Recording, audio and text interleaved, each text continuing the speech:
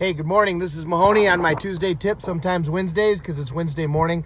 I just got done in court, and I was on a particular type of case that some of you might at some point find yourself in, so I thought I'd explain what they are. I was in court on a bunch of cases that are combined. It's a multiple car wreck. One car hit a whole bunch of other cars and caused a lot of injury, and the person who was driving the car ended up killed, so it's a terrible situation. But out of that came lawsuits amongst insurance companies. There's a declaratory judgment action or a DEC action, and then there's a series of subrogation claims. And so there's a lot of people involved in this because some people were injured, some people were not really injured, some people it was just their car. So how does that all work? Okay, so let's start with a declaratory judgment action or DEC action. Okay, well, a DEC action is a lawsuit to determine the applicability or interest in an insurance policy. So it basically determines anything in an insurance policy: coverage, whether or not something's covered, how much something is covered, that type of thing. It can be filed by anybody who's interested in that particular situation. So it can be filed by the insurance company, it can be filed by the insured, or it can be filed by somebody making a claim against the insured. So let's say you get into a wreck and your insurance company says you're not covered because you were driving as an Uber at that time, which means it was a business, and your insurance doesn't cover that, which is a problem if you drive Uber or Lyft. All right, well then, to determine that coverage, what you would do is file a DEC action or a declaratory judgment action to determine whether or not, in fact, you are covered by that insurance. Let's say you have a house fire and the company says that's not covered. Okay, well then you would file a declaratory judgment action to determine coverage under that homeowner's insurance policy. What happened in this case is the person that caused the wreck only had a $50,000 insurance policy, which, by the way, the legislature should pass a law in the state of Illinois making it that the minimum insurance that anybody has is $100,000. We should all support a law that says insurance minimum should be $100,000.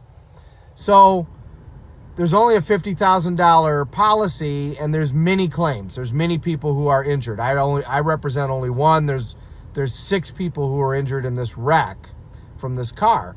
So what the insurance company does is they file a declaratory judgment action, a DEC action, and they hand the money over to the court, and they say, you determine how to divide up this money. We know the claims are going to be way above $50,000, and we're not in a position to figure that out, and so we're going to make it the court's problem. That's why the courts are there, which means they really kind of make it the plaintiff's problem, because what the court then does is tells all of us, you guys got to go to mediation and figure this out. So they just dump the money into the court and say, see you later. So a DEC action is a lawsuit to determine an interest in an insurance policy, and it can be done by the insurance company, it can be done by the owner of the policy or an insured in the policy, or it can be done by anybody who has a potential claim in the policy. Then the other type of case that I talked about was subrogation. Subrogation is one insurance company against another insurance company. Okay, so we have several subrogation claims in this case that I just appeared in court on. People that got their cars totaled from this one person who wiped out a bunch of cars, their car insurance company paid, and now that insurance company has filed a subrogation claim, a lawsuit against the insurance company of the individual that caused all the damage. One insurance company against another. There was one person who was injured who was working at the time, so their workers' comp coverage covered them, and now their workers' comp insurance has filed a subrogation claim against the insurance company of the driver that caused all this damage, who's now deceased, asking for money back from the money that they paid against the person who was working in their workers' comp.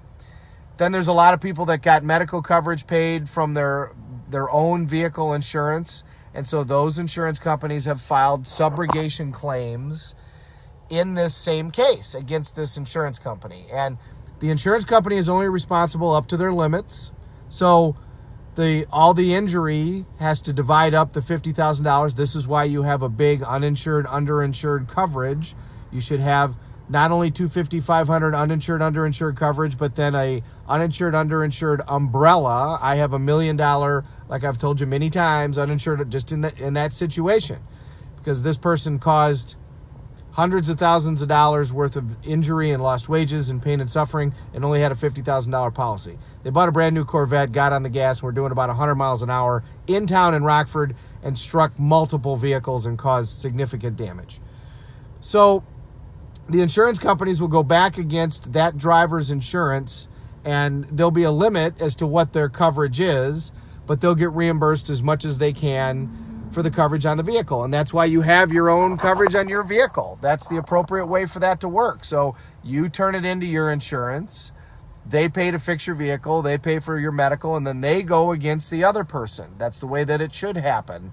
That's why you have your own insurance policy. So subrogation is one insurance company against another, and it can be anything. It can be for medical bills, it can be for property damages, it can be for workers' comp, but that's one insurance company against another. Many times they have agreements under the contracts with the insurance that those subrogation claims will be done through arbitration, which shows you how good arbitration is. The insurance companies all agree to it. Arbitration's a good thing. And then there's a deck action, which determines, isn't one insurance company against another. A deck action determines coverage, applicability, somebody's rights under an insurance policy. Does the insurance company have to pay? Is there coverage? Can I make a claim? Okay, so deck action is an interested party's rights under an insurance policy, or determine an insurance policy, or divide up proceeds of an insurance policy. Subrogation, one insurance company against another. So I hope you learned something today. Happy Wednesday, Tuesday tip, sometimes Wednesday. Have a great day.